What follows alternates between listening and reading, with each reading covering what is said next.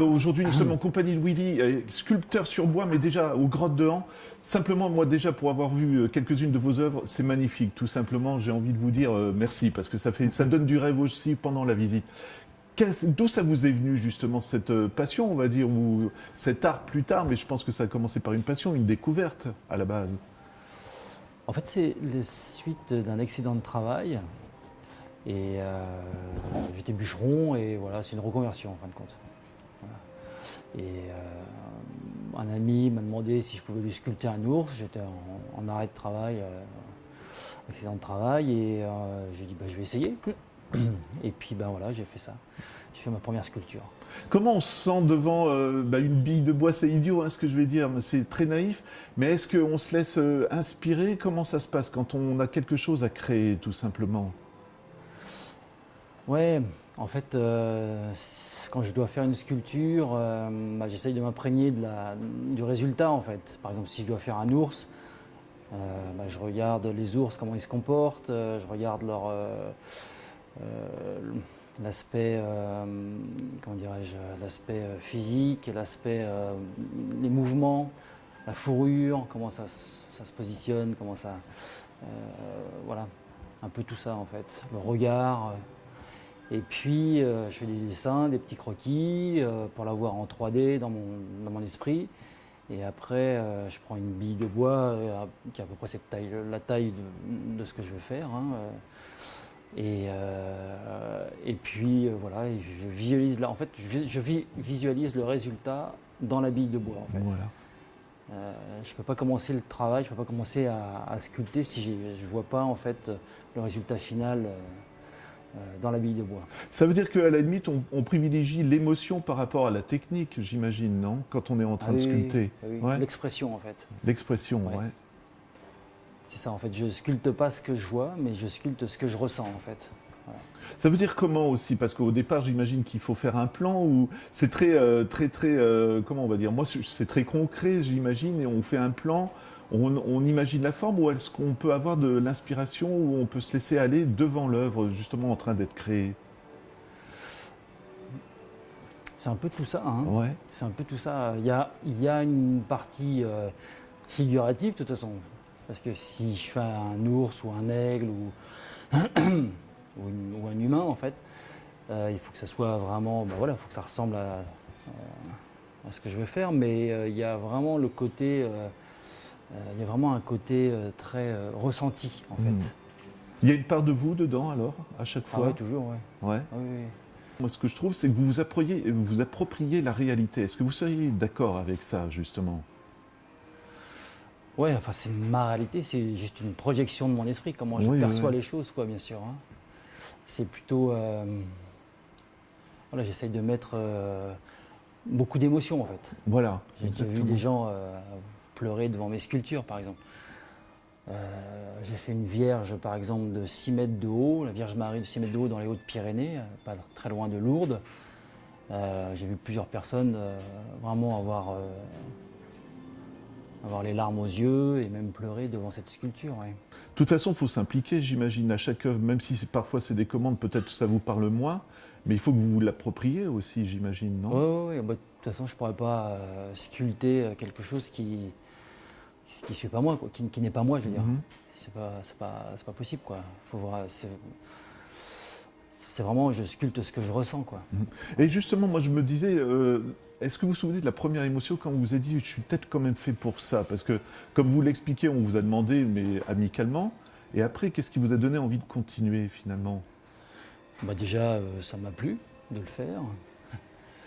Et puis, ouais, je sentais qu'il y avait vraiment quelque chose à trouver, quelque chose à creuser là-dedans. Il y avait vraiment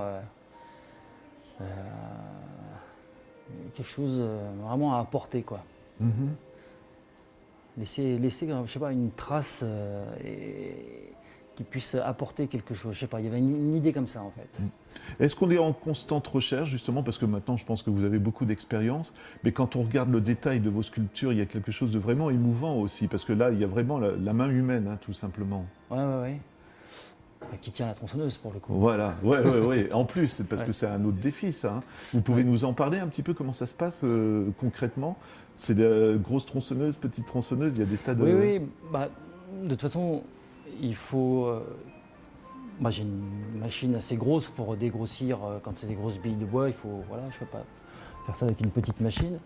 Et puis de plus en plus petite. Et puis après, à la fin, j'ai une petite tronçonneuse avec un guide effilé, ce qu'on appelle un guide carving, et qui est relativement pointu, avec une chaîne très fine. Et là, ça me permet de faire vraiment des finitions, des détails. Vraiment très très fin quoi. Et là pour le coup par exemple que ça soit un visage ou la tête d'un animal, vous finissez par ça ou est-ce que vous faites le corps d'abord? Est-ce qu'il y a des étapes ou est-ce qu'à chaque œuvre c'est une autre façon de travailler? Bon, il y a toujours quand même une trame, c'est-à-dire que il y a toujours... déjà la sculpture je ne la fais pas par partie en fait, c'est un ensemble, voilà. C'est une vue d'ensemble. Ça revient à ce que vous disiez tout à l'heure que vous vous mettiez à l'intérieur finalement. Ouais, c'est une vue d'ensemble, je ne vais pas faire une tête et puis après une aile ou un pied c'est vraiment une vue d'ensemble pour garder une certaine harmonie de toute façon de la pièce finale quoi. Et en fait, donc je dégrossis avec la grosse et puis de plus en plus ça s'affine en fait. Il y a vraiment voilà. Et l'idée c'est pas de sculpter aussi, c'est pareil. Si je fais un ours avec la patte en l'air comme ça, il y a la fourrure dessus, donc il faut sculpter la fourrure, mais en fait, moi, ce que je visualise, en fait, c'est l'intérieur, en fait, ce qu'il y a en dessous la fourrure. Il y a les muscles, les os, et ça a sa place, ça a une forme, en fait. Et en fait, la fourrure est faite. Enfin, je sculpte évidemment, j'enlève la matière de l'extérieur, mais en visualisant l'intérieur, en fait. Donc, ce qui fait qu'il y a des mouvements qui deviennent de plus en plus légers au fur et à mesure que vous arrivez à la forme que vous voulez obtenir. Et je vais carrément rajouter, mais je suis en train de réfléchir à ça. Est-ce que c'est un peu une naissance pour vous? Est-ce qu'il y a une émotion quand vous voyez la pièce prendre vraiment en forme dans les dernières étapes? Oui. Plus ça avance en général, plus je perçois ce que je ressens, plus je perçois à l'extérieur ce que je ressens à l'intérieur, et plus l'inspiration arrive en fait, plus l'inspiration monte. Et ça c'est difficile à expliquer, mais il y a une certaine, satisfaction, une certaine, une joie finalement. Est-ce qu'il y a une excitation aussi quelque part?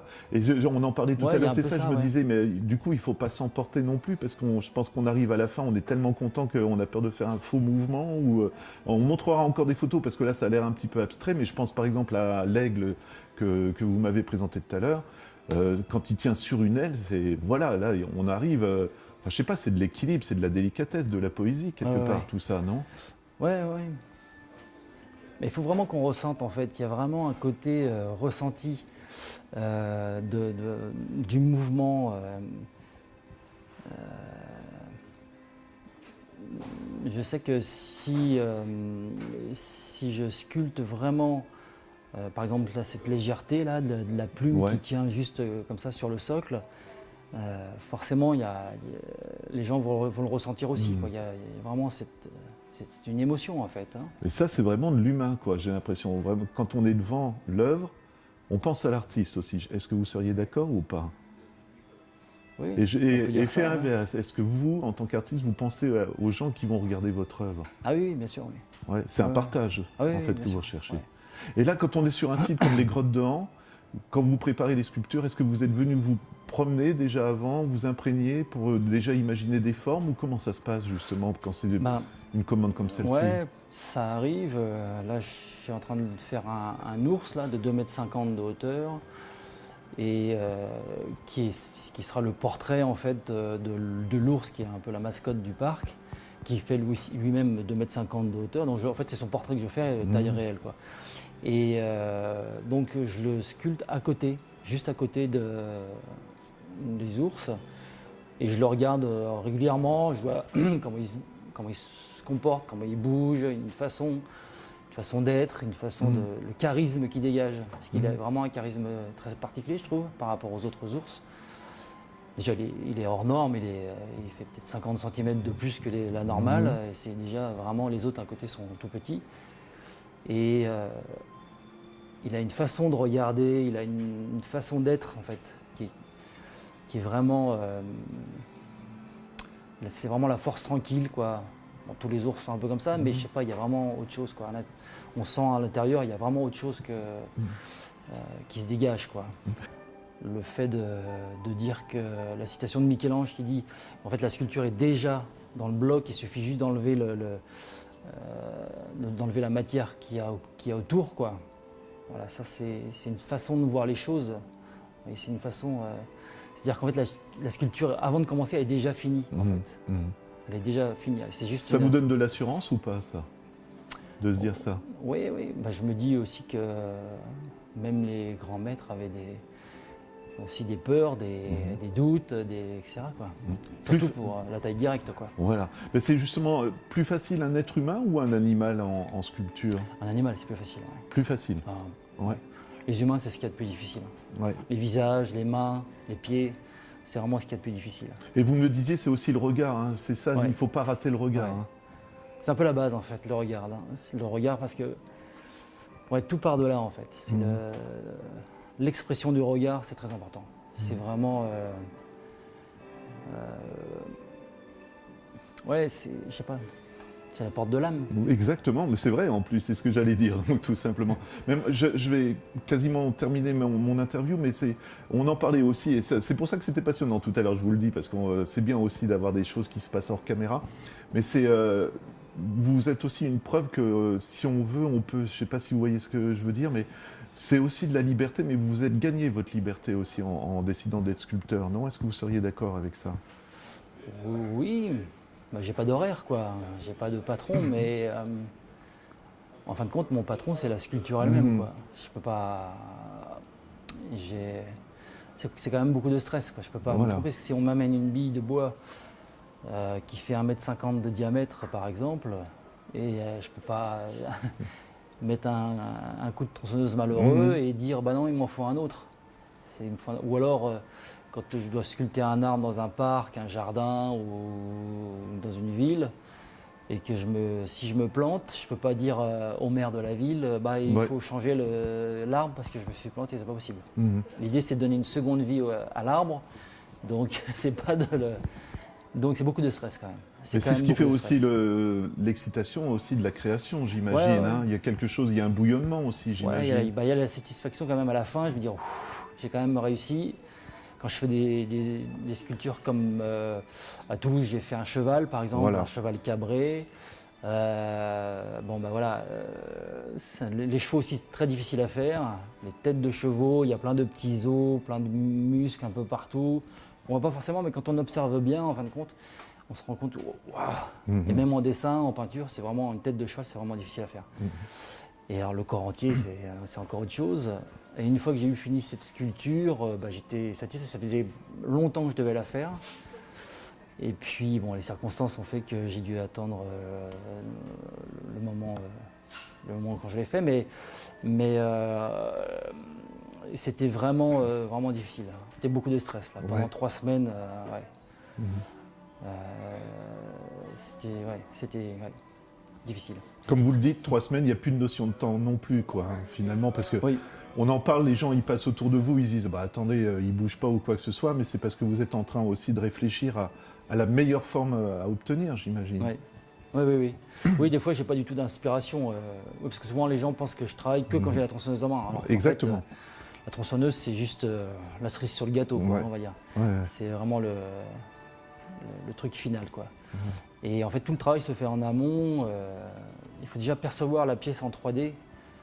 Il faut déjà, l'expression, le mouvement, l'expression l'expression du mouvement, l'expression de la matière, les muscles. Puisque si par exemple ce cheval-là, il a telle posture, donc il y a tels muscles qui sont tendus, tels muscles qui ne sont pas tendus. Enfin, il y a vraiment plein de choses à prendre en compte. Et puis les os sont de telle manière, les muscles sont de telle manière, les tendons sont de telle manière, et donc il faut enlever le bois par rapport à tous ces critères en fait. Et sans se tromper parce qu'on ne peut pas recoller. Exactement. On Donc, ne peut en pas fait, tricher. Quoi. voilà. Donc c'est vrai que des fois je suis devant la sculpture et puis il n'y a rien qui vient, il n'y a rien qui monte, je n'ai pas d'inspiration, donc je vais faire un tour, ou je vais boire un thé, ou je vais. Voilà. Et c'est à elle de trouver la solution du coup ou... Ouais. Ouais. Faut lâcher le mental en fait. Ouais, C'est le mental qui nous exactement. empêche de. Le mental, les peurs, les doutes, tout ça, c'est le mental en fait. C'est pour ça que je travaille beaucoup en musique. J'ai un casque anti-bruit, mais avec de la musique dedans. Donc ça occupe le mental d'un côté, et puis c'est le cœur qui peut s'exprimer en fait. Et ça vous est arrivé de trouver des solutions comme ça, justement, en disant ce que vous venez de dire, je suis bloqué, et finalement oui. je vais me laisser aller, et je pense qu'il y aura quelque chose tout derrière. Tout le temps comme ça. Tout le temps. Ouais. Malgré le dessin de départ ou des choses comme ça. Quoi. Ouais. Ouais. Même des fois même une sculpture simple, enfin simple entre guillemets, pour Oui. une sculpture que j'ai fait plusieurs fois, je sais pas, même un ours, j'en ai fait plusieurs des ours. Des fois je vais arriver devant, je sais pas par où commencer quoi. C'est je sais pas. La page blanche comme on dit. Exactement. Est-ce qu'il y a une musique spéciale? Moi je rentre un peu dans le détail, mais si vous voulez faire, je sais pas, un ours dressé sur ses pattes, peut-être de la musique plus violente ou quelque chose de plus doux si on veut faire un ours avec son petit ou non, ça, je sais pas si ça rentre en compte ou pas. Non, c'est plutôt, c'est plutôt de la musique. C'est pas trop en fonction de ce que je fais comme sculpture, mais plutôt en fonction de mon état d'esprit du moment en fait. Je peux écouter du classique, je peux écouter AC/DC, je peux écouter, je sais pas. En fait, c'est vrai. Sauf récemment, j'ai fait le buste d'un Christ, le Christ en croix là, juste le buste. Et là, il y avait une musique,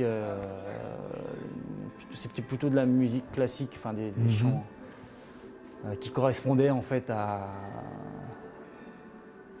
cette sculpture vraiment. C'était vraiment plus ça, ouais. Effectivement là. Mais c'était un visage humain. D'abord c'était le Christ. Et c'est un visage humain donc avec une forte tristesse dans les yeux, dans le regard, dans tout quoi. Et donc il y avait vraiment un état d'esprit particulier à avoir quoi. C'était vraiment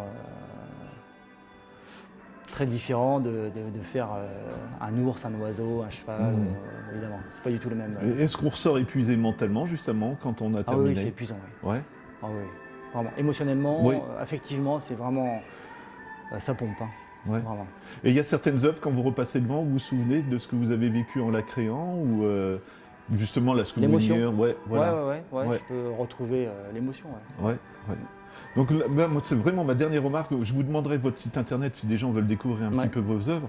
Mais là aussi, ce que je trouve vraiment passionnant en vous rencontrant, c'est que on va être devant la sculpture, mais on voit l'artiste derrière. Est-ce que vous le ressentez aussi, vous, justement, toutes ces œuvres que vous faites, c'est quand même vous, quoi, quelque part derrière. C'est pas que des commandes, quoi. Ah bah oui. Ouais, je laisse toujours. De toute façon, c'est. Il y a beaucoup d'émotions, d'affectives dedans. C'est vraiment une projection la projection d'un ressenti intérieur, quoi. Et vous voulez que les gens ressentent la même chose, justement, quand ils sont devant vos œuvres? Ouais, pour moi, bon, je n'ai pas fait les beaux-arts et tout ça, mais pour moi, de mon point de vue, au jour d'aujourd'hui, je dirais que l'art, ça doit procurer une émotion, quoi. Ça doit procurer quelque chose, une sensation à l'intérieur de celui qui le regarde. Faut pas juste passer devant, quoi. Faut prendre le temps de regarder, quoi, tout simplement. Ouais. Et puis écouter là, ce qui se passe ici, là. Parce qu'on est tout le temps dans le mental, là. Tout est fait pour qu'on soit dans le mental, mais si on écoute un peu à l'intérieur, ce qui se passe, et ça aide. Et c'est vrai que j'essaie de faire en sorte que les sculptures, en fait, aident à trouver ça, en fait. Ben voilà, Willy, mais c'est vraiment passionnant, tout simplement. Je vais vous demander votre site, si on veut découvrir un petit peu tout ce que vous faites, l'adresse, tout simplement. C'est www.willy, W-I-2-L-Y, Niodo, c'est mon nom de famille, tout attaché, Niodo, N-I-O-D-O, tiré du milieu, sculpture.com. Et ben voilà, merci beaucoup, Willy. Voilà.